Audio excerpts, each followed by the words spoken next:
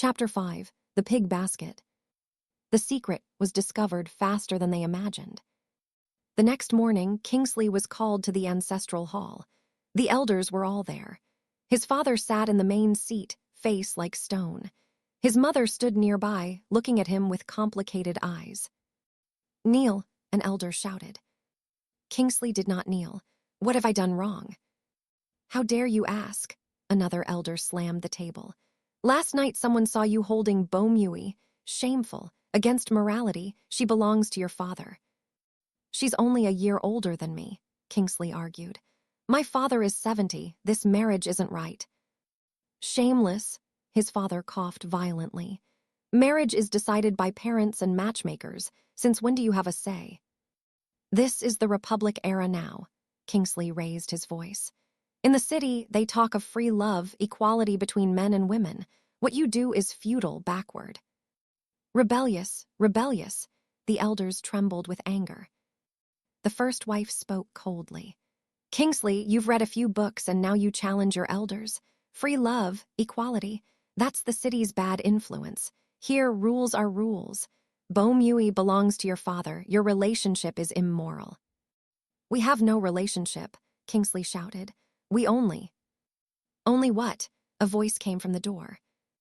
Muiho was dragged in by two strong men. Her hair was messy, her face bruised, she had been beaten. Seeing Kingsley, her eyes filled with fear and a plea not for herself, but for him. "Kingsley, don't say any more," she whispered. "Muiho." Kingsley tried to rush to her but was held back. The elders discussed the punishment. Some said to throw Muiho out, others said to drown her. Finally, the oldest elder made the decision. "By our ancestors, rule the pig basket." The hall fell silent. The pig basket, one of the cruelest clan punishments. A person is put into a bamboo basket tied with stones and drowned alive. They call it cleansing the family's shame, but it is simply murder. "No," Kingsley screamed. "You can't do this. It's murder. It's against the law." "Law," an elder laughed coldly. "In Huang Village, clan rules are the law." Muiho collapsed on the floor, face ashen. She seemed to have expected this end. She couldn't even cry. Kingsley knelt. "Father, uncles, I beg you, spare her. It's all my fault. Punish me instead." His father looked at him, a flicker of doubt in his eyes. But the first wife whispered in his ear, and his expression hardened again. "The nation has its laws, the clan has its rules. Boumui has shamed our family. She must be punished severely as a warning to others." "Father," Kingsley tried to speak but was gagged and dragged out. Muiho was locked in the woodshed. The elders set the date for the punishment, 3 days later, on the night of the full moon. Chapter 6. The Last Goodbye. Kingsley was locked in his room. The door was guarded, the windows nailed shut. He pounded on the door, shouted, begged. It was useless. The second night, he heard a soft noise at the window. It was Seventh Aunt, the old servant. "Young master," she whispered, sliding a key through a gap in the door. "I stole this. You must go, leave this place and never return." Kingsley was stunned. "Seventh Aunt, you." "When I was young, I also loved someone," Seventh Aunt said softly. "But his family was poor. My father sold me to the Huangs as a maid. That was 40 years ago. I saw Daisy run. Now I must watch Muiho die. I can't take it anymore. Young master, you've read books. You should see the outside world. Don't be trapped here like us." Kingsley took the key, his hand shaking. "What about Muiho? I can't leave her alone." "You can't save her," Seventh Aunt said. "This is her fate, but you can at least save yourself." "No," Kingsley said firmly. "I'll take her with me." Seventh Aunt was silent for a long time, then sighed. "The woodshed key is with the housekeeper. Tonight at midnight he will go to the outhouse. That's your chance. But young master, think carefully. With her you won't get far. If you're caught, you'll both die." "I've thought about it," Kingsley said. Midnight, the Huang house was silent. Kingsley quietly opened his door and slipped out. The housekeeper was gone. The woodshed door was unlocked. He pushed it open and saw Muiho curled in a corner, covered only by a thin layer of straw. "Muiho," he whispered. She looked up. Seeing him, her eyes lit up briefly, then dimmed again. "Young master, why are you here? Go, if they find you, it's over." "I'm here to take you away," Kingsley said. "We'll go together to the city where no one knows us." Muiho shook her head. "We can't escape. The whole village is the Huang family. We'll be caught as soon as we leave." "We have to try." Kingsley held her hand. "Do you want to die?" "No," Muiho cried. "I want to live. I want to see the city you talked about. I want to taste more things I've never eaten. I want to be with you. But young master, we can't be so selfish. If I run, what happens to my brother? What happens to Seventh Aunt? What happens to those who helped us? The clan rules say if one person commits a crime, the whole family is punished." Kingsley was silent. He knew she was right. In this place where the clan was everything, one person's escape would hurt many others. Muiho wiped her tears.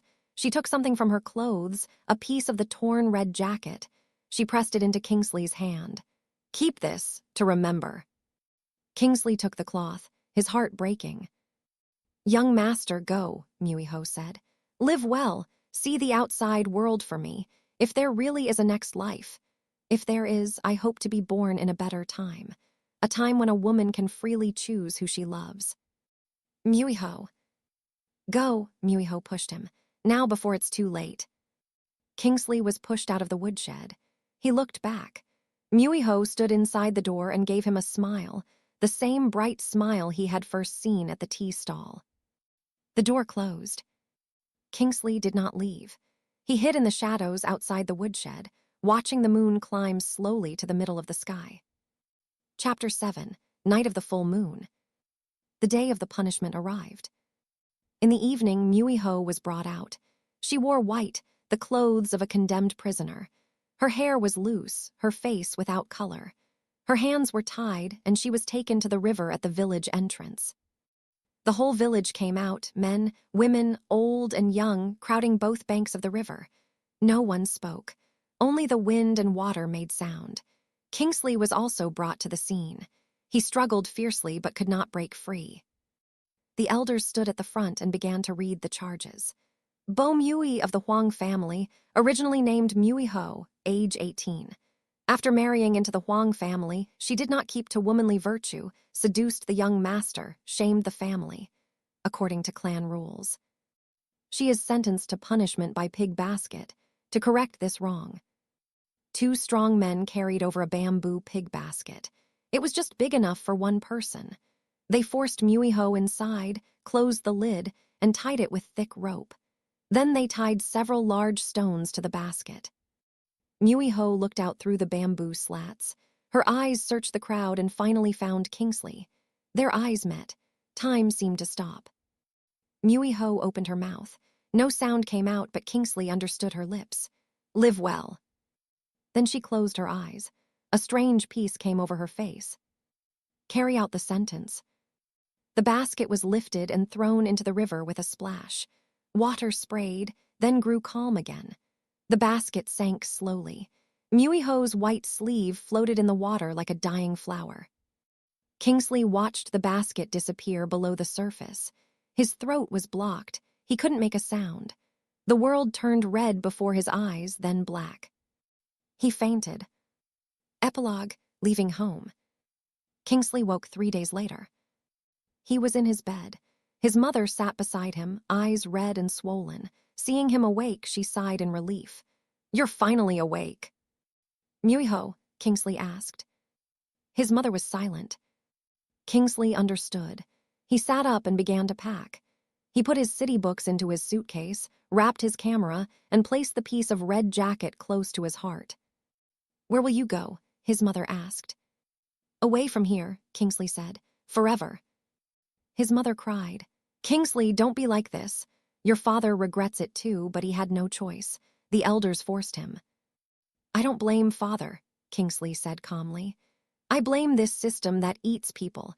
I blame these numb people. I blame myself. I read so many books, but I couldn't save the one person I wanted to save."